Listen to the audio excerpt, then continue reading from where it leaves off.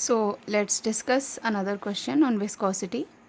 यहाँ जैसे कि आप लोगों को स्क्रीन पे दिख रहा है, क्वेश्चन है कि a 50 centimetre is to 30 centimetre is to 20 centimetre block weighing 150 Newton.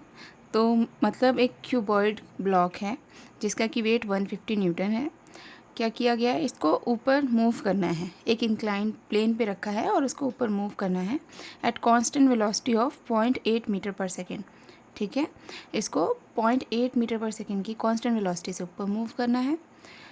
अब ये दिया है कि जिस भी इंक्लाइंड प्लेन पर है उसका जो कोफिशिएंट ऑफ फ्रिक्शन है वो है 0.25। Determine the force required to be applied in horizontal direction. तो अब देखो, क्योंकि इंक्लाइंड सरफेस है, इंक्लिनिटी पे अगर कुछ भी रखा हुआ है तो वो नीचे ही खिसक के आएगा। Because this block is going upward, इसको ऊपर भेजना है, इसका मतलब कुछ फोर्स लगाना हो रहा होगा। फोर्स की डायरेक्शन इन्होंने बोल दिया हॉरिजॉन्टल। अब ये जो फोर्स है जो कि इस ब्लॉक को मूव कर रहा है 0.8 मीटर पर सेकेंड की स्पीड से, पहले तो आप उस फोर्स की वैल्यू निकालो जिसकी वजह से ये इतना अपवर्ड मूव कर रहा है इस वेलोसिटी से, वो काम करना है। पहला तो ये हो जाएगा। सेकेंड ये है कि अगर 0.4 mm thick oil film with dynamic viscosity जो कि है 0.12 pascal second is applied between the block and inclined surface, determine the percentage reduction in required force. तो देखो, पार्ट 1 तो आपका बेसिक मैकेनिक्स है जो कि हमको फोर्स की वैल्यू निकालनी है। अब इन्होंने बोला इसमें फ्लूइड कैसे अप्लाई हुआ है। फ्लूइड ऐसे अप्लाई हुआ है कि इसमें इन्होंने बोला कि अब आपको क्या करना है, ये जो इंक्लाइंड सरफेस है अगर उसके ऊपर हम 0.4 mm की थिकनेस का एक ऑयल लगा दें तो that will be acting as oil film. अब जिसका कि विस्कोसिटी दे रखी है 0.12 पास्कल सेकेंड, अगर ये ऑयल लगा दिया तो देखो ये आपका कितना, ये एक लुब्रिकेंट का काम करता है जो कि क्या करता है, ऑयल ये जो आपका ब्लॉक है इसका एक स्मूथ ट्रैवल अलाउ करेगा। तो अब ये क्या होगा, तो जो आपको फोर्स लग रहा था पहले विदाउट ऑयल और जो फोर्स अब लगेगा जब आपने क्या किया है, ये एक फ्लूइड अप्लाई करा है, तो फोर्स तो कम लगेगा। तो वही रिडक्शन पूछा है कि कितने परसेंटेज रिडक्शन होगा इस फोर्स में जो कि कम हुआ होगा, वो रिडक्शन बता दो। तो सबसे पहले पहला पार्ट देख लेते हैं, बेसिक मैकेनिक्स है, हम लोग इजीली सॉल्व कर सकते हैं। तो अगर इसको मैं ड्रॉ करूं तो हमारे पास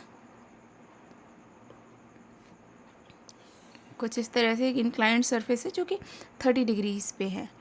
अब इस पे रखा हुआ है एक ब्लॉक,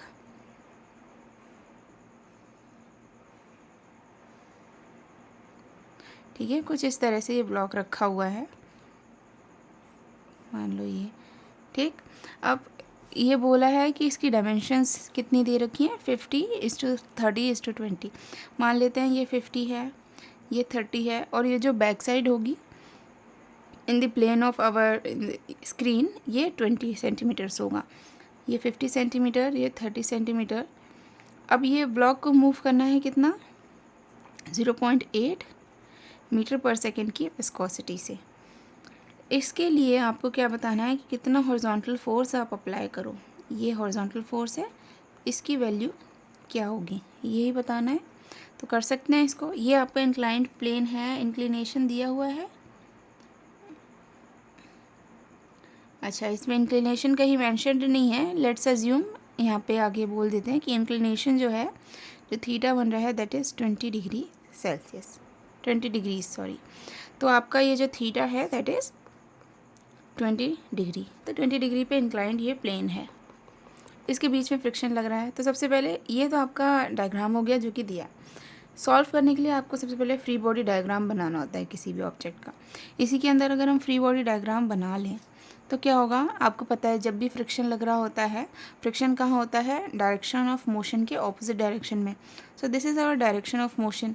तो फ्रिक्शन जो है वो लग रहा है कुछ इस डायरेक्शन में, फ्रिक्शन फोर्स, क्योंकि 20 डिग्री सेल्सियस पे 20 डिग्रीज पे ये जो वैल्यू है, इंक्लाइंड है ये प्लेन। आप क्या करोगे, फ्रिक्शन का कंपोनेंट मिल सकता है आपको, एक कंपोनेंट मिलेगा हॉरिजॉन्टल, एक कंपोनेंट मिलेगा वर्टिकल। तो वर्टिकल कंपोनेंट आपका, बिकॉज दिस इज़ 20 डिग्रीज, तो आपका ये हो जाएगा फ्रिक्शन फोर्स अगर एफ आर माना है साइन थीटा यानी कि साइन 20 डिग्री, और ये हो जाएगा एफ आर कॉस 20 डिग्रीज। ठीक, फ्रिक्शन फोर्स की वैल्यू हमको अभी निकालनी रहेगी, कैसे निकालेंगे वो देखते हैं। आगे देखो, आगे क्या कर सकते हैं। ठीक, जहाँ पे भी फ्रिक्शन फोर्स लग रहा होता है एक नॉर्मल रिएक्शन फोर्स भी लग रहा होता है। जब भी दो बॉडीज़ कांटेक्ट में होती हैं तो वो जो नॉर्मल रिएक्शन होगा वो कुछ इस तरह से लगता है, परपेंडिकुलर टू द सरफेस। ठीक, अब ये जो नॉर्मल रिएक्शन है इसकी भी दो कंपोनेंट्स बन जाएंगे, कॉस थीटा वाला एंड साइन थीटा वाला। तो आपका यानी कि ये जो कंपोनेंट है ये हो जाएगा एन। अब देखो ये आपका क्या है, इसकी देखो आपको ये थ्योरम पता ही होनी चाहिए कि दो एंगल्स जो हैं, दो लाइंस के बीच का एंगल अगर 20 डिग्रीज है तो आप क्या इसके परपेंडिकुलर अगर दो लाइंस खींचे तो उनके बीच का एंगल भी 20 डिग्री ही रहता है। ठीक है, तो मैं यहाँ इसको बोल सकती हूँ दिस इज़ 20 डिग्रीज। ठीक, तो ये हो जाएगा एन कॉस 20 और एग्जैक्टली इसका आपको क्या मिलेगा, हॉरिजॉन्टल मिलेगा जो कि एन साइन 20 होगा। तो ये दो चीज़ें तो हमको बनानी ज़रूरी थी, और आपके पास फ्रिक्शन फोर्स, आपके पास जो अप्लाइड फोर्स जिसकी वैल्यू निकालनी है वो तो आपने लिखी हुई है। ये हो गया इसका फ्री बॉडी डायग्राम जिसकी कि हमको ज़रूरत है। अब क्या कर सकते हैं, स्टैटिक इक्वेशन लगानी है और वैल्यूज़ निकालनी है। तो फ्रॉम इक्वेशन ऑफ स्टैटिक्स हम क्या बोल सकते हैं कि अगर मैं sigma F Y equal to 0 मान लूँ, ठीक, तो यहाँ पे हम क्या बोल सकते हैं कि एफ वाई डायरेक्शन में एन कॉस 20 डिग्रीज, एक तो ये फोर्स है, एक एफ आर साइन 30। अच्छा, एक और चीज़ होगी, अभी यहाँ पे ये जो ब्लॉक है इसका खुद का कोई वेट होगा। ठीक, तो इस ब्लॉक का खुद का वेट होगा, लेट्स से कि वो है W। ठीक है, तो ये भी वाई डायरेक्शन में ही लग रहा है, तो अब मैं इसको क्या बोल सकती हूँ, एन कॉस 20 और माइनस में W और माइनस में F R sine 20 equal to 0। इतने ही है वर्टिकल डायरेक्शन में फोर्सेस।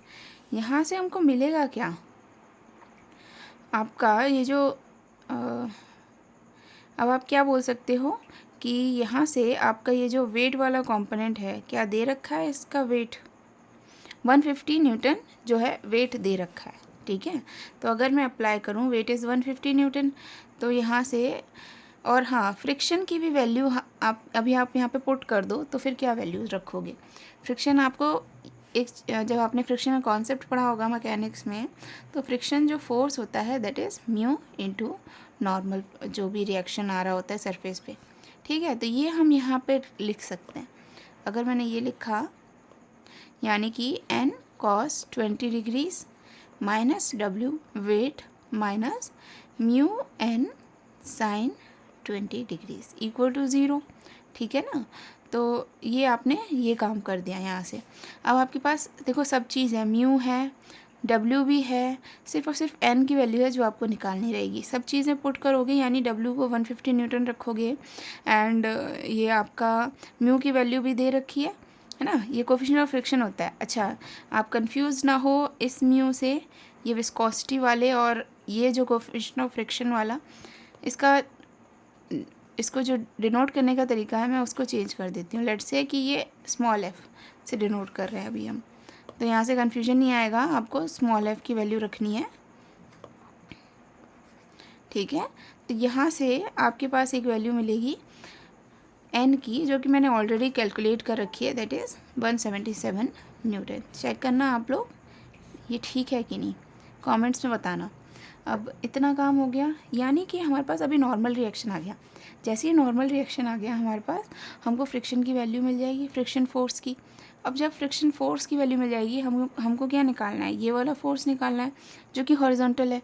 अगर मैं सिग्मा एक्स ले लूँ, static equation sigma X F X equal to 0, तो मुझे डायरेक्टली क्या मिल जाएगा, मेरे पास अपनी एफ एक्स की वैल्यूज़ मिल जाएंगी। ठीक, ये जो फोर्स हमको अप्लाई करना है जिसका कि 0.8 मीटर पर सेकेंड वेलोसिटी होनी चाहिए, ट्राई करें। तो अब हम क्या करते हैं, sigma F of X equal to 0, जब हमने ये काम किया तो एक्स डायरेक्शन में देखो, एक तो आपका एफ है, लिख लेते हैं एफ पॉजिटिव, ठीक, और माइनस आपका ये एफ आर कॉस 20 और माइनस आपका एन साइन 20, ठीक, ये रखें। तो minus F R cos 20 minus N sine 20 equal to 0, इतना ही है। एफ आर की वैल्यू एफ एन रख सकते हो, तो आपने क्या किया, F minus small F into N cos 20 minus N sine 20 equal to 0। यहाँ से अब आपके पास हर चीज़ है, एफ़ है, एन है, डायरेक्टली आपको एफ़ की वैल्यू मिल जाएगी जो कि होगी 105.46 न्यूटन। यही है आपका आंसर फर्स्ट पार्ट का। यही फोर्स निकालना था हमको कि कितना फोर्स आपको अप्लाई करना है कि ये जो है ब्लॉक अपवर्ड मूव करने लगे। This is the minimum force जिससे कि जो कि आपने अप्लाई किया, ये जो ब्लॉक का मूवमेंट है अपवर्ड डायरेक्शन में स्टार्ट हो जाएगा। मिनिमम फोर्स की वैल्यू है, यानी कि इससे ज़्यादा फोर्स लगाओगे डेफिनेटली मूव करेगा। ये जो फोर्स अमाउंट है 105.46 न्यूटन, ये मिनिमम था, रिक्वायर्ड था, जिससे कि आप क्या कर सको, इस ब्लॉक को अपवर्ड मूव कर सको। This is the thing. अब सेकंड पार्ट ये पूछा है कि जब उन्होंने एक फ्लूइड लेयर लगा दी है, ठीक है, तो जब भी फ्लूइड की बात आती है तो क्या हो जाता है, आपको शेयर स्ट्रेस की वैल्यू निकालनी पड़ती है, यानी कि tau is equal to mu D U over D Y. अब यहाँ पे हम एक काम कर सकते हैं, इनिशियल वेलोसिटी ब्लॉक की क्या थी, 0 थी, तो फाइनल वेलोसिटी ब्लॉक की क्या है, वो हमने लेट से कि ये क्या v मान लिया है, ठीक है, और ये हो गया, और फ्लूइड के बीच में हाइट दे रखी है, ठीक है ना, फ्लूइड का हाइट दे रखा है कि कितना दोनों सरफेसेस के बीच में है 0.4 mm, ये भी अप्लाई करना है। सब कुछ गिवन है, म्यू गिवन है, म्यू की वैल्यू क्या है 0.12 पास्कल सेकेंड।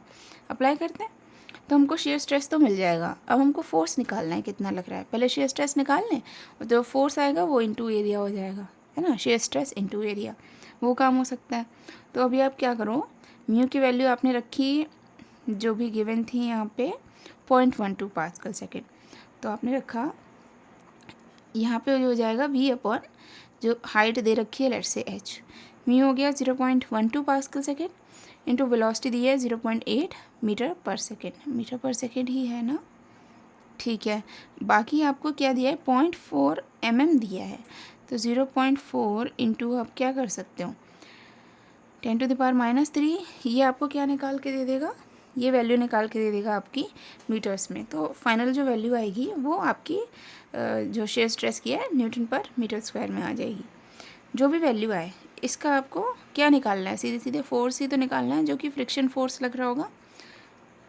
ये ध्यान रखना, फ्लूइड में जो फ्रिक्शन फोर्स है वो क्या कर रहा होगा, शेयर को रेजिस्ट कर रहा होगा, है ना, ये शेयर इस डायरेक्शन में लग रहा है, इसके ऑपोजिट डायरेक्शन में फ्रिक्शन फोर्स लग रहा होगा, तो वो हो जाएगा tau into area, tau into area, यानी कि टाउ आपका है mu V upon H into area. अब एरिया कौन सा रखें हम लोग, कौन से एरिया के बीच में फ्लूइड लग रहा होगा, तो सोचो इस ब्लॉक को अगर मैं ऊपर से देखूं तो देखो जो इसकी हाइट होगी वो तो 30 सेंटीमीटर है, वो थोड़े ना कांटेक्ट में है, सरफेस के कांटेक्ट में है 50 सेंटीमीटर एंड 20 सेंटीमीटर, राइट। तो जो एरिया है ये एरिया कांटेक्ट में है फ्लूइड के साथ, तो आपको 50 × 20 जो है वो करना रहेगा। तो 0.12 into 0.8 divided by 0.4 into 10⁻³ into area आपका 50 × 20, और दोनों सेंटीमीटर में है, चेंज करने के लिए 10⁻⁴। यहाँ से आपका फ्रिक्शन फोर्स जो है उसकी वैल्यू आई, कैलकुलेट कर रखी है ऑलरेडी 2.4 न्यूटन्स। ये तो फ्रिक्शन फोर्स हुआ, हमको निकालना क्या है, वो फोर्स निकालना है जो कि क्या कर रहा होगा, रोक रहा होगा आपके, इसने क्या किया, रिडक्शन निकालना था हमको, ठीक है। पहले क्या था आपका जो फोर्स लग रहा था उसकी वैल्यू थी इतनी, ठीक, और अब जो हमारा फोर्स निकल के आएगा वो आपका कितना होगा, ये जो फ्रिक्शन फोर्स है 2.4 न्यूटन है, ठीक है।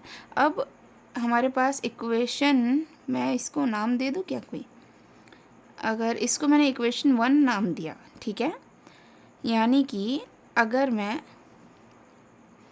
अब मेरे पास फ्रिक्शन की वैल्यू है, ठीक, अगर मेरे पास अब फ्रिक्शन की वैल्यू है तो मैं अगर इस इक्वेशन को सॉल्व करूँ, let's say this is the equation 1, right, हाँ, काम तो यही करना रहेगा। एफ एक्स डायरेक्शन में मेरे को जब फ्रिक्शन की वैल्यू निकल आई, काम तो मुझे यही करना रहेगा ना। फाइनली फ्रिक्शन की वैल्यू है मेरे पास, एन की वैल्यू मैंने पहले ही निकाल ली थी। अब जब मैं फ्रिक्शन की वैल्यू पुट करूँ तो वो क्या है, वो है 2.4 न्यूटन्स, ठीक है। अब मुझे म्यू इंटू ये एफ इंटू एन करके नहीं फ्रिक्शन की वैल्यू अप्लाई करनी, क्योंकि अब बीच में ऑयल है तो हमको फ्रिक्शन की वैल्यू इस तरीके से निकालनी थी। अब मुझे ये जो है इस इक्वेशन में पुट करनी है। Let's say this is equation 1। तो जब मैं इसमें पुट करती हूँ तो मेरे पास एफ़ की वैल्यू आती है, एफ़ की वैल्यू तो निकालनी होगी, वो आती है 57.14 किलो न्यूटन। जब आप ये काम करते हो तो देखो आपके पास पहले फोर्स की वैल्यू थी वो इतनी थी 105.46 न्यूटन, फिर फोर्स की वैल्यू आई आपकी इतनी। अभी हमसे इससे रिडक्शन पूछा गया है, कितने परसेंट का रिडक्शन हुआ, तो परसेंटेज रिडक्शन इन फोर्स कितना होगा, तो ये जाएगा 105 पॉइंट कितना था 46 minus 57.1 kilo Newton 14 kilo Newton divided by आपका 105.46 इंटू 100 कर दोगे तो आपको वैल्यू मिल जाएगी परसेंटेज में। तो 45.8% जो है रिडक्शन आता है टोटल। तो दिस इज़ द आंसर। इस तरह से आप क्वेश्चंस जो है सॉल्व करोगे। देखो इसमें सिर्फ और सिर्फ आपका फ्लूइड का भी कॉन्सेप्ट नहीं, मैकेनिक्स का भी कॉन्सेप्ट डील होता है। तो ऐसे क्वेश्चंस ट्राई करते रहना चाहिए हमको जिसमें कि कई कॉन्सेप्ट्स एक साथ क्लियर हो जाएं। तो आई होप आप लोगों को ये क्वेश्चन क्लियर होगा। Thank you.